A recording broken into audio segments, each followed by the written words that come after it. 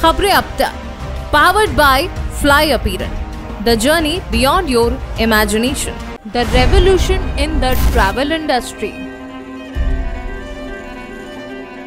अगर आप करने जा रहे हैं अपनी ट्रिप प्लान, तो फ्लाई अपीयरेंस बनाएगा आपके सफर को और भी आसान।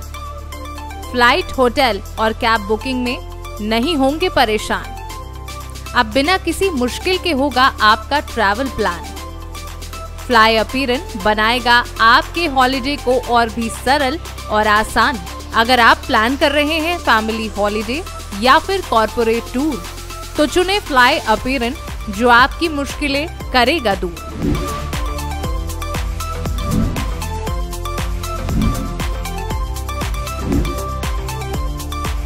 Fly appearance, the journey beyond your imagination. नमस्कार, खबरें अब तक में आपका स्वागत है। मैं हूं आपके साथ पवन शर्मा। खबरें अब तक में आज बात होगी देश में फिर हुए एक बड़े रेल हादसे की, एक ऐसे नेता की जो कभी रात में बन जाया करता था स्त्री। साथ ही बात होगी देश में मुख्यमंत्रियों को मिलने वाली सैलरी की और एक बार फिर खड़े हुए ईवीएम के विवाद की। इसके अलावा आज की सियासत की बड़ी खबरों से आपको करवाएंगे रूबरू, लेकिन इससे पहले आइए नजर डाल लेते हैं इस वक्त की हेडलाइंस पर। भारतीय नौसेना के बेड़े में शामिल होंगी आधुनिक तकनीक वाली 6 पनडुब्बियां, स्पेन में होगा परीक्षण। भारतीय नौसेना स्पेन में प्रोजेक्ट 75 भारत के तहत अत्याधुनिक उपकरणों का परीक्षण करने जा रही है। स्पेन की एक जहाज निर्माता कंपनी नवतिया के अनुसार इस परीक्षण के बाद भारतीय नौसेना 6 आधुनिक पनडुब्बियों को अपने बेड़े में शामिल करेगी। 27 जून को राष्ट्रपति मुर्मू का अभिभाषण लोकसभा और राज्यसभा के ज्वाइंट सत्र को करेंगे संबोधित। लोकसभा चुनाव 2024 के बाद आगामी 27 जून को देश की राष्ट्रपति द्रौपदी मुर्मू का अभिभाषण होना है। राष्ट्रपति मुर्मू लोकसभा और राज्यसभा के ज्वाइंट सत्र को संबोधित करेंगी। मणिपुर की सुरक्षा स्थिति पर गृह मंत्रालय में बैठक। पूर्वोत्तर के राज्य मणिपुर की सुरक्षा को लेकर गृह मंत्रालय में गृह मंत्री अमित शाह ने बैठक की। इस बैठक में मणिपुर के डीजीपी समेत कई अधिकारी मौजूद रहे।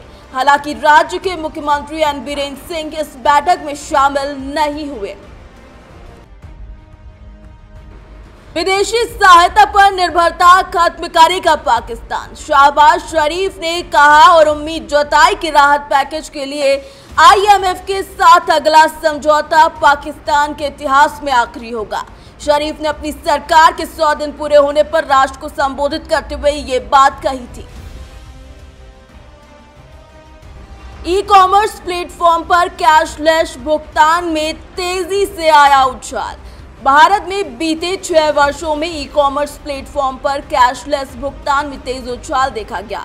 2018 में यह तकरीबन 20% था और 2024 में बढ़कर 58% से ज्यादा हो गया है। हेडलाइंस के बाद एक बार फिर आपका स्वागत है। रिपोर्ट्स की ओर रुख करेंगे, लेकिन उससे पहले आज के वायरल वीडियो से आपको रूबरू करवा देते हैं।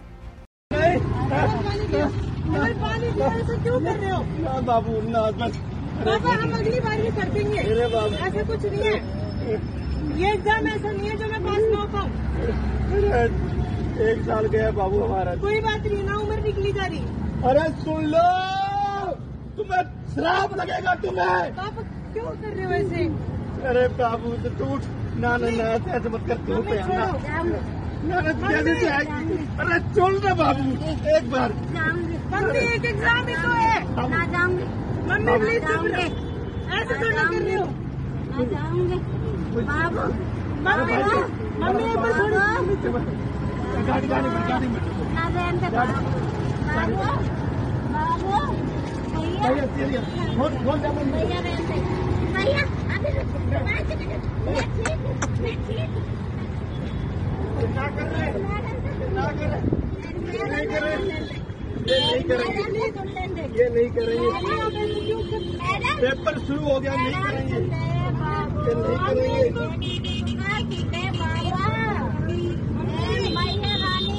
ये नहीं करें।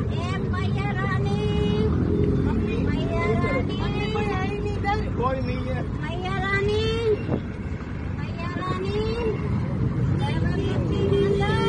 कोई नहीं। सुन लो कोई ये वीडियो देखने के बाद आप इतना तो समझ ही गए होंगे कि किसी माता पिता का सपना टूटा है, देश की किसी बेटी का एक साल बर्बाद हुआ है।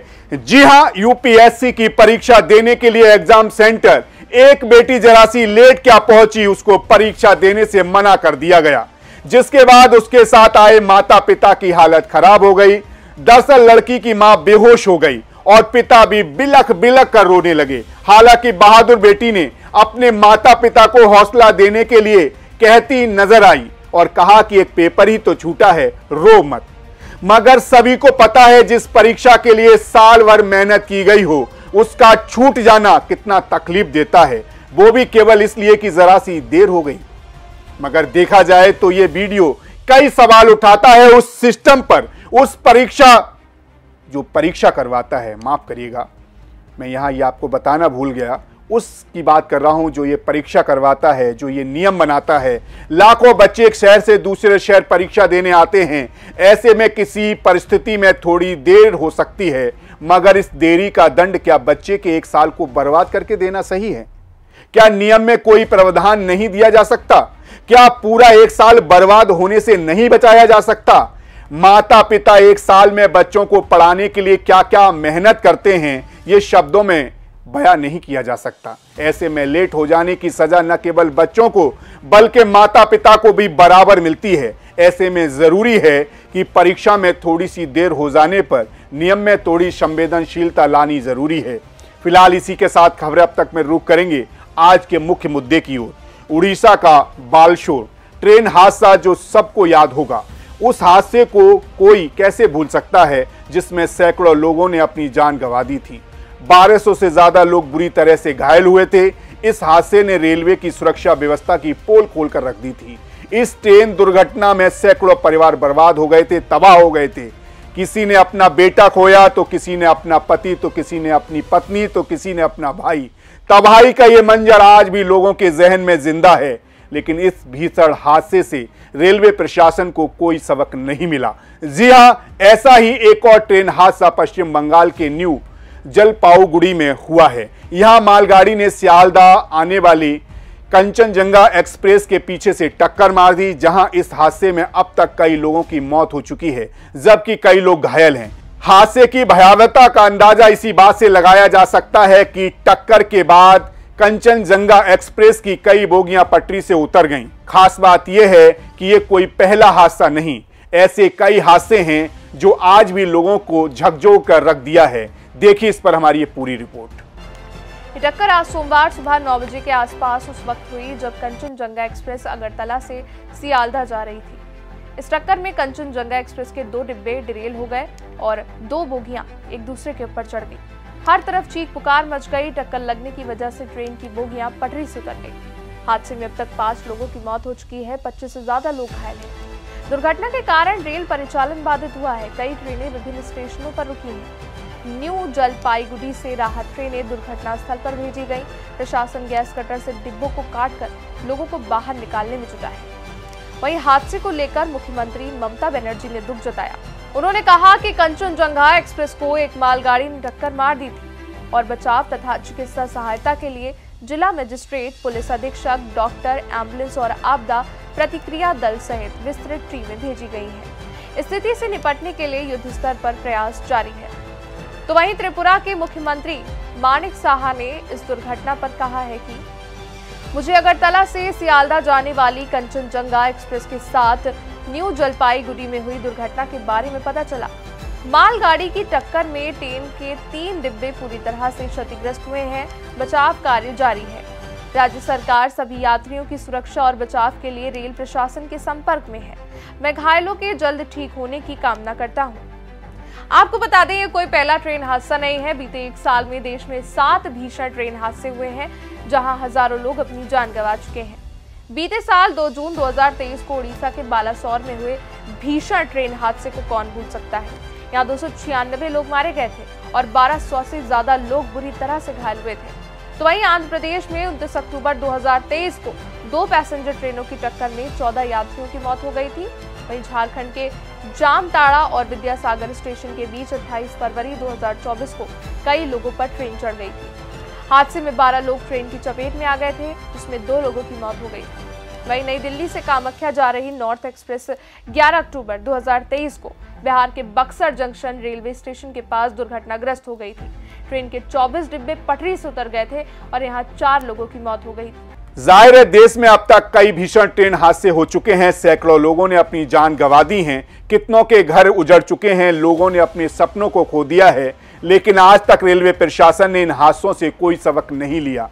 मानो प्रशासन के लिए इन बेगुनाहों की जान सिर्फ एक आंकड़ा होती है, जिन्हें वो कुछ समय बाद भूल जाते हैं। हमारे देश ने कितनी भी प्रगति कर ली हो, लेकिन हमारे देश में आज भी रेलवे व्यवस्था काफी बदतर स्थिति में है। ट्रेन में यात्रा कर रहे यात्रियों को तो ये भी पता नहीं होता कि वो सुरक्षित अपनी मंजिल तक पहुंच पाएंगे या नहीं। ऐसे में सरकार को रेलवे की सुरक्षा व्यवस्था पर विचार करने की जरूरत है और उसमें जल्द से जल्द सुधार करने की आवश्यकता है। फिलहाल इसी के साथ खबरें अब तक में रुक कर लेते हैं अगली रिपोर्ट्स की ओर। देश में लोकसभा चुनाव पूरे हो चुके हैं। इसी बीच आंध्र प्रदेश के सीएम चंद्रबाबू नायडू का नाम भी खूब सुर्खियों में रहा। चाहे एनडीए में अहम भूमिका की बात रही हो या फिर तीसरी बार आंध्र प्रदेश के सीएम बनने की बात हो, हर बार उनका नाम खूब सुर्खियों में रहा। लेकिन क्या आप जानते हैं कि सीएम चंद्रबाबू नायडू के लिए क्या कहा जाता है कि उन्होंने अपने ससुर से विद्रोह करके उनकी सियासी पार्टी पर कब्जा कर लिया था।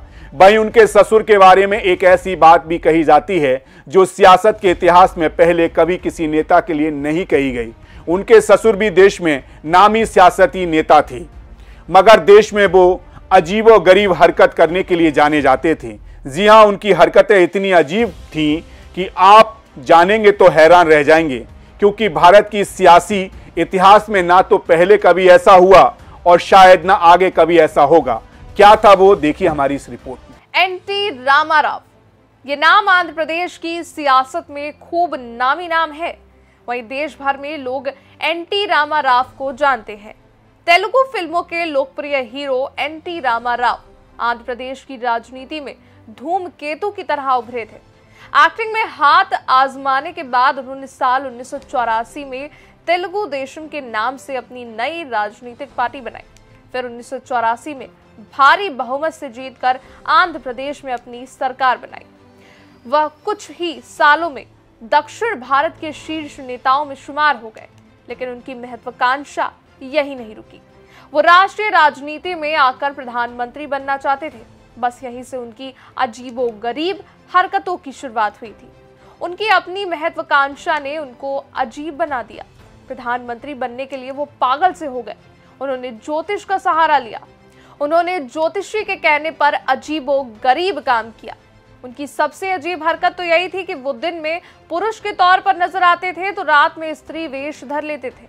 जब लोगों को ये बात पता चली तो पहले विश्वास नहीं किया, फिर उसकी चुटकी भी ली। उनका ये किस्सा इतना लोकप्रिय हुआ कि आज भी जो इसे जानता है हैरान रह जाता है कि एक पुरुष नेता रात में कैसे स्त्री बन जाता था। वो रात में अपने पुरुष वस्त्रों को किनारे करके साड़ी ब्लाउज पहन लेते थे, जिस पर कांग्रेस भी खूब तंज कसा करती थी। एनटी रामाराव के बारे में केवल एक यही किस्सा नहीं है, उनके इतने किस्से हैं जिसकी वजह से उनको ड्रामा राव भी कहा जाता रहा। उनके ऊपर इंसानी शरीर की राख का लॉकेट पहनने और शव पूजा करने जैसे आरोप भी लगे। इसके अलावा वो 9 की श्रृंखला में पंजीकरण संख्या वाली कारों में यात्रा करते थे। दिल्ली में उनके लिए एक खास ऐसी ही नई कार भेजी गई ताकि जब वो दिल्ली में रहे तो इसी का इस्तेमाल करें। उनकी ज्यादातर कारों के नंबर 9999 ही होते थे। उनके बाद उनके पोते और Telugu cinema star junior NTR ने भी अपनी कारों का नंबर 9999 ही रखा। देखा जाए तो आपने नेताओं के कई किस्से सुने होंगे, लेकिन यकीनन ये किस्सा बिल्कुल नहीं सुना होगा। तेलुगु फिल्मों के लोकप्रिय हीरो एनटी रामाराव आंध्र प्रदेश की राजनीति में धूमकेतु की तरह उभरे थे, लेकिन ये धूमकेतु सियासत में कोई खास नहीं अपनी असर छोड़ पाया, यूं कहें अपनी कोई छवि छोड़ पाया, बल्कि विवादों में फंसा रहा। आज की सियासत में ऐसे किस्से कहीं गुम हो जाते हैं। आज भी सियासी पदों के लिए नेता पागल हो जाते हैं, मगर ऐसी दीवानगी बहुत कम देखने को मिलती है। इसी के साथ खबरें अब तक में रुक कर लेते हैं अगली रिपोर्ट्स की ओर। किसी ने क्या खूब कहा है कि पैसा भगवान नहीं, मगर लोगों के लिए भगवान से कम भी नहीं। जी हाँ, इस दुनिया में हर कोई कमाने के लिए काम करता है। पैसा इस वक्त खाने के बराबर ही जरूरी भी है। आज के समय में कोई अपने पैशन को फॉलो करके कमाता है, कोई मजदूरी करके कमाता है, कोई जन सेवा करके कमाता है, तो कोई सियासत में आकर कमाता है। इसी बीच कोई कम तो कोई बहुत ज्यादा भी कमाता है। अब आपको बड़े से बड़े अधिकारियों की सैलरी के बारे में पता होगा, मगर क्या आपने कभी यह जानने की कोशिश की है कि आपके राज्य का मुखिया यानी कि मुख्यमंत्री वो आखिर कितने रुपए कमाता है, उसको क्या क्या सुविधाएं मिलती हैं? अगर नहीं तो आज हमारी इस खास रिपोर्ट में जानिए आपके राज्य के मुख्यमंत्री की होती है कितनी कमाई। देश के अलग अलग राज्यों में मुख्यमंत्रियों की अलग अलग सैलरी है। सभी राज्यों में मुख्यमंत्री को आवास, वाहन और सुरक्षा के साथ साथ देश विदेश में कहीं भी आने जाने की सुविधा मिलती है। इसके अलावा अच्छी खासी सैलरी भी दी जाती है। कई राज्यों के पास अपने शासकीय विमान और हेलीकॉप्टर हैं। सैलरी की बात करें तो चलिए कुछ खास राज्यों में मुख्यमंत्रियों को कितनी सैलरी मिलती है ये बता देते हैं। देश में त्रिपुरा के सीएम को सबसे कम 1.05 लाख रुपए सैलरी मिलती है, जबकि नए और छोटे राज्य तेलंगाना के सीएम को सबसे अधिक 4.10 लाख रुपए वेतन मिलता है। सबसे अधिक सैलरी के मामले में सीएम अरविंद केजरीवाल को 3.90 लाख रुपए वेतन मिलता है। यूपी के सीएम योगी आदित्यनाथ तो तीसरे नंबर पर, जिनको 3.60 लाख रुपए वेतन मिलता है। वहीं गोवा के मुख्यमंत्री को 2,20,000 रुपए वेतन के रूप में मिलते हैं। वहीं त्रिपुरा के मुख्यमंत्री को 1,05,500 रुपए, वहीं नागालैंड के 1,10,000 रुपए, वहीं मणिपुर में 1,20,000 रुपए वेतन दिया जाता है। बताते चले कि असम के सीएम को 1,25,000 रुपए, अरुणाचल प्रदेश के मुख्यमंत्री को 1,33,000 रुपए, मेघालय के मुख्यमंत्री 1,50,000 रुपए वेतन मिलता है। ओडिशा के मुख्यमंत्री को 1,60,000 रुपए, उत्तराखंड के सीएम को 1,75,000 रुपए मिलते हैं। राजस्थान के मुख्यमंत्री को 1,75,000 रुपए और केरल के मुख्यमंत्री को 1,85,000 रुपए वेतन दिया जाता है। देश में फिलहाल कुल 28 राज्यों और 8 केंद्र शासित प्रदेश हैं। हर राज्य के मुख्यमंत्री का वेतन इसलिए अलग अलग होता है क्योंकि इसे राज्य की विधानसभा तय करती है। मुख्यमंत्री के वेतन का केंद्र सरकार या संसद से कोई लेना देना नहीं होता है। इस सैलरी में वृद्धि का भी प्रावधान होता है। मुख्यमंत्री की सैलरी में महंगाई भत्ता और अन्य भत्ते भी शामिल होते हैं। देखा जाए तो मुख्यमंत्री की सैलरी चाहे जितनी हो, मगर उन पर कार्यभार बहुत ज्यादा होता है। उससे कोई फर्क नहीं पड़ता कि कितनी सैलरी मिलती है, लेकिन कभी यह जरूर होता है कि काम क्या है, राज्य को संभालना, राज्य को दूसरे राज्य से बेहतर बनाना।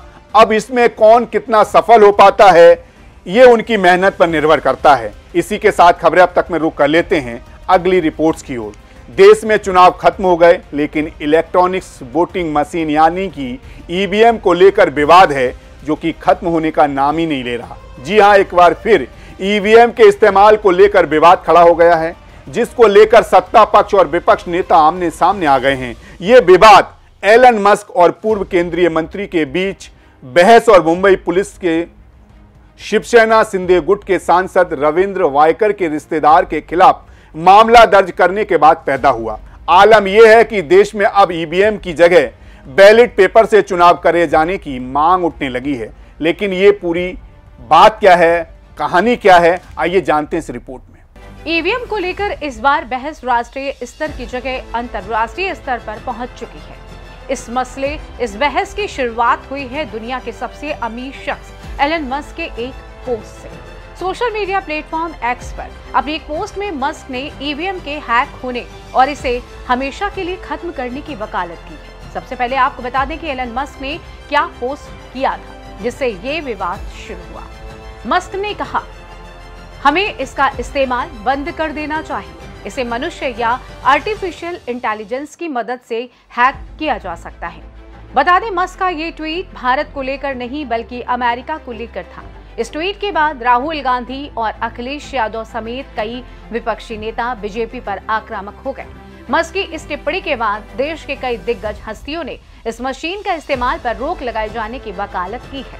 मध्य प्रदेश के पूर्व मुख्यमंत्री और कांग्रेस के वरिष्ठ नेता दिग्विजय सिंह ने कहा, अब यदि दुनिया में आईटी सेक्टर के सबसे बड़े उद्योगपति एलन मस्क भी ईवीएम पर अविश्वास कर रहे हैं, यानी कि उसके मैनिपुलेट होने की संभावना से इनकार नहीं कर रहे हैं, तो क्या हमारे देश में निष्पक्ष चुनाव कराने के लिए जिम्मेदार चुनाव आयोग को इसे संज्ञान में नहीं लेना चाहिए? इसी मुद्दे पर कांग्रेस नेता राहुल गांधी ने एक्स पर लिखा, भारत में ईवीएम एक ब्लैक बॉक्स है और किसी को भी उनकी जांच करने की अनुमति नहीं है। हमारी चुनावी प्रक्रिया में पारदर्शिता को लेकर गंभीर चिंताएं जताई जा रही हैं। जब संस्थाओं में जवाबदेही की कमी होती है तो लोकतंत्र एक दिखावा बन जाता है और धोखाधड़ी की संभावना बढ़ जाती है। इसी तरह उत्तर प्रदेश के पूर्व मुख्यमंत्री और समाजवादी पार्टी के नेता अखिलेश यादव ने एक्स पर लिखा, टेक्नोलॉजी समस्याओं को दूर करने के लिए होती है, अगर वही मुश्किलों की वजह बन जाए तो इसका इस्तेमाल बंद कर दिया जाना चाहिए। आज जब विश्व के कई चुनाव में ईवीएम को लेकर गड़बड़ी की आशंका जाहिर की जा रही है और दुनिया के जाने माने टेक्नोलॉजी एक्सपर्ट्स ईवीएम में हेराफेरी के खतरे को लेकर खुलेआम लिख रहे हैं, तो फिर ईवीएम के इस्तेमाल की जिद के पीछे की वजह क्या है? ये बात भाजपाई साफ करें। आगामी सभी चुनाव बैलेट पेपर से कराने की अपनी मांग को हम फिर दोहराते हैं। जाहिर है अपने देश में ईवीएम मशीन से चुनाव कराए जाते हैं। एक ईवीएम में 2000 तक वोट डाले जा सकते हैं। एक बार वोट करने के बाद डेटा को 10 साल से ज्यादा समय के लिए सुरक्षित रखा जा सकता है, यानी कि 10 साल बाद भी पता किया जा सकता है कि किस पार्टी को कितने वोट मिले। ऐसे में शुरू से ही ईवीएम का विरोध किया जाता रहा है हमारे देश में। खास बात विपक्षियों की हार में चुनाव का इसमें मुद्दा जरूर बनाता है। या यूं कहें कि जब कोई विपक्षी पार्टी हार जाती है, समाजवादी पार्टी, कांग्रेस पार्टी या कोई और पार्टी, तब ईवीएम का मुद्दा बाहर आता है और ईवीएम की जगह बैलेट पेपर से चुनाव कराए जाने की मांग सामने आने लगती है।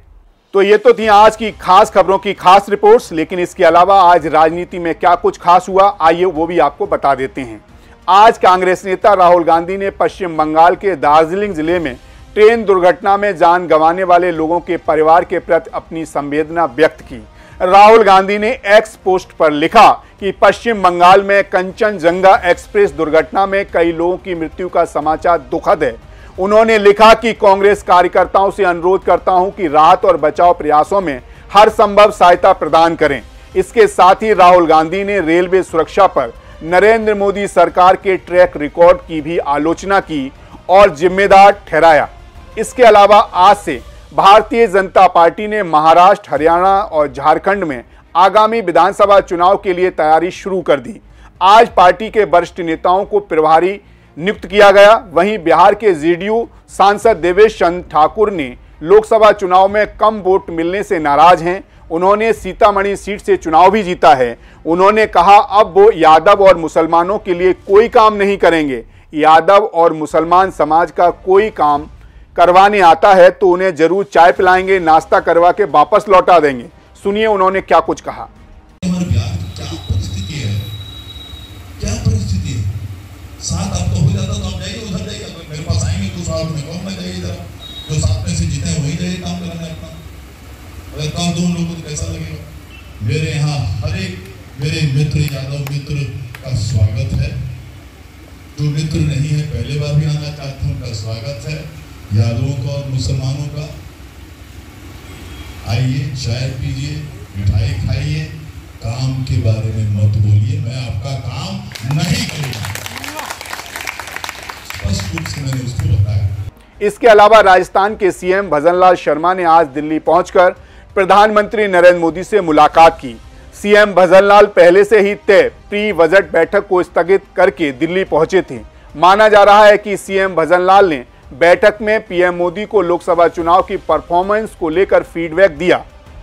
फिलहाल अब इसी के साथ मुझे दीजिए इजाजत, मगर जाने से पहले आज आपसे एक बात जरूर कहूंगा। नई सरकार एक बार फिर काम में जुटी है, मगर रेल हादसे की आज की खबर ने फिर मन में खौफ पैदा कर दिया है। देखा जाए तो रेलवे भारत की लाइफलाइन है। हर दिन 2.5 करोड़ से ज्यादा यात्री ट्रेन से सफर करते हैं। इतना ही नहीं, 28 लाख टन से भी ज्यादा माल की ढुलाई रेलवे के माध्यम से होती है। अमेरिका, रूस, चीन के बाद दुनिया का चौथा सबसे लंबा रेलवे नेटवर्क भारत में ही हैं। ऐसे में सवाल उठता है कि ऐसे हादसों को रोकने के लिए सरकार क्या कर रही है। सरकार ने 2 ट्रेनों की टक्कर रोकने के लिए कवच सिस्टम शुरू किया है। रेलवे